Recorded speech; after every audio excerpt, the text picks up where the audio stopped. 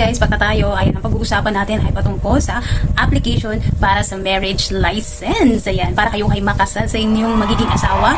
Filipino man or apang, kailangan po ng marriage license ha. Ayan, ito po ang ating unang tatalakayin sa marriage license. Ayan, so ito ha, pupuntahan nyo po, hindi kayo magpupunta sa barangay, hindi kayo magpupunta kung saan-saan ha, pupunta po kayo sa munisipyo at doon po kayo kukuha ng application para or magpapasa ng mga requirements nyo for application po ng marriage license, okay? So, ito na yung application for marriage license. Unang-una po, ito po yung age bracket ha, 25 years old pataas. 25 years old pataas, yun po yung tatalakayin nating requirements. Kasi yung 18 years old to 24 years old, iba rin po ang requirements doon kasi yun kakailanganin ng parents' consent. So, dito po muna tayo sa 25 years old pataas. Ang unang kailangan ay birth certificate. Ayan, dapat, kung ikaw ay Pilipino, galing sa PSA ang birth certificate mo at dapat original. At least, 2 copy na ang kunin mo ha. Pag yung foreigner mo namang partner, dapat manggagaling doon sa bansa nila yung birth certificate niya at kailangan original copy, magdala na rin ng mga 2 copy o kahit 3 just in case. Ayan, at sunod ay Certificate of No Marriage Record. And ang tinatawag nating SENOMAR. Pareho po kayo ha ng partner nyo, mapa-foreigner man siya o mapa-Filipino, dapat meron kayo parehas ng SENOMAR. Yes, kahit po foreigner siya ha, kukuha po siya ng SENOMAR dito sa Pilipinas, sa PSA. Yan, para malaman kung may record na ba siya, na kung nakapagpakasal na ba siya doon sa isang Pilipina or Pilipino, kung ang babae at lalaki ha, para malaman kung may record siya. So, parehas kayo pupunta ng PSA, ayan, kukuha kayo ng SENOMAR. Ayan. At ang sunod ay Family Planning Certificate. Ayan, sa health office nyo po yung kukunin. At sa munisipyo din po yun. Nandun po yun sa munisipyo, doon po kayo kukuha ng Family Planning Certificate. Pero, bago kayo bigyan ng Family Planning Certificate, bago kayo bigyan ng certificate, is kailangan may gagawin po kayo. Yung Family Planning Certificate po, pag pupunta po kayo doon, i-schedule po kayo magtanim. Ayan, magtanim po ng puno. Ayan. Pero po, huwag kayong mag-alala kasi po, ang City Hall po ang mag-a-assist sa inyo ha. Bibigyan po kayo ng schedule.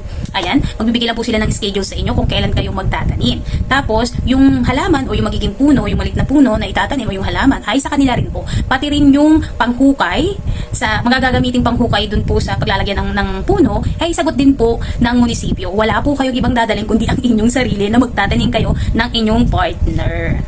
Ayan, tapos dun din po sa family planning na yon ay meron din po kayong mga sasagutan. Ito naman ay patungkol lang sa mga expected nyo na ano ba yung ini-expect nyo sa magiging mag-asawa. Yun lang naman, napakasimpleng tanong lang, yes or no, tapos may mga essay lang daw, mabilis lang siya. And then, pagkatapos po nun, na-schedule naman kayo para sa seminar. Ito naman, pagkatapos nyo pong magtanim, okay? Pagkatapos nyo pong magtanim, i-schedule naman kayo ng family planning, ng health office pala, na schedule for seminar. Ito po yung isang buong araw na seminar. Ayan. Magi-start po yun ng 8 a.m. hanggang matatapos po yun natapos kami mga 4 p.m. Pagtatalakay po doon ng family planning, ando po yung DSWD, sa kapag may away ang mag-asawa, tungkol sa annulment, tungkol po sa buhay mag-asawa. Okay? At yung mga rules and regulation na mga kaso patungkol sa mga mag-asawa. Hindi lang po sa mag-asawa ha, kundi po sa magiging anak nila, sa aampunin, sa magiging anak. Lahat po doon ay tatalakayin patungkol po sa pagiging mag-asawa at pamilya sa bata, sa mga anak. Lahat po doon tatalakayin, buong araw po yun. Ayan, since na foreigner po ang ating main topic dito, meron pa pong nakalakip or meron pang kailangan ipasa ang inyong mga partner na foreigner. Ito yung dapat nilang ipasa pa, Certificate of Legal Capacity to Contract Marriage. Pero yan po, yan na yan ay depende po yan kay munisipyo ha, kasi ang SENOMAR ay tinatanggap na. Kung single kasi ang iyong mister, ayan, pag single ang mister mo, kailangan yata nila ng certificate na galing sa embassy nila na hindi pa sila na single sila, na nagpapatunay na single sila, na hindi nila kailangan magpasa ng divorce paper. Ayun, ay pupunta ka sa embassy kung saan yung bansa ng iyong foreigner na partner. Pero kung divorce naman po siya, kailangan niya naman ng divorce paper. Katulad po ng napang-asawa ko, ayan, divorce po siya, kaya kinailangan niya po ng divorce paper. At bukod po din sa divorce paper, hinanapan din po kami ng iba pang, kasi sabi sa amin sa munisipyo, bukod sa dun sa certificate ng divorce paper mo, may mga nakalakip pa dyan ng mga papeles. Yun nga lang sabi ng mister ko, matagal na raw kasi yung divorce niya, 1 dekada na nakalipas. So, parang kailangan niya pang mag-request dun sa pinaka-judge para bigyan siya ng, marami pa kasing mga papeles yun. Bukod yung divorce paper kasi parang certificate na lang siya. Pero sabi naman ng munisipyo, sige, kinonsider naman nila. And then, huwag niyo pong kakalimutan, kukuha din po kayo ng sedula. Ayan, sedula.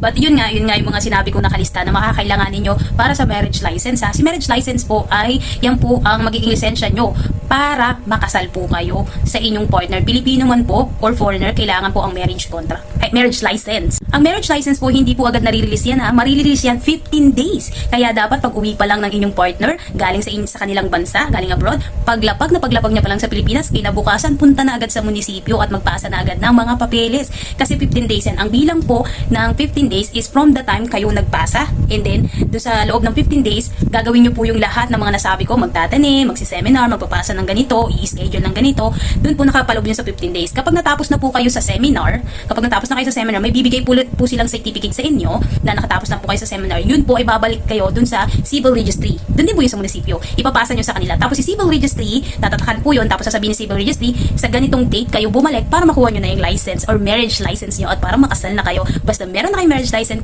bukas na bukas po, kahit anong oras na yun, pwede ka na magpakasal.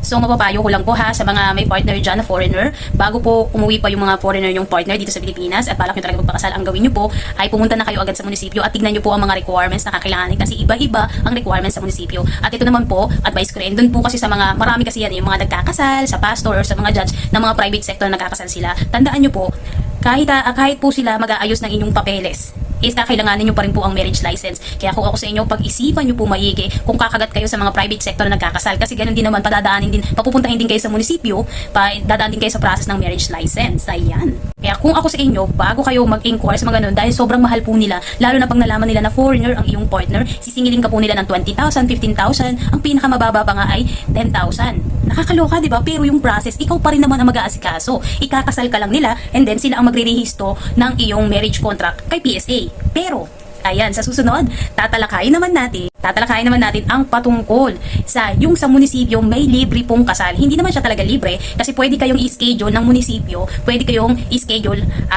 kay mayor. Pwede niya kayong i-schedule kay mayor. Basta nakuha niyo na yung marriage license niyo, tapos tinanong kayo ng munisipyo saan kayo kakasal, at pag sinabi niyo, wala pa po kaming alam kung saan kami kakasal at hindi pa po namin alam yung schedule.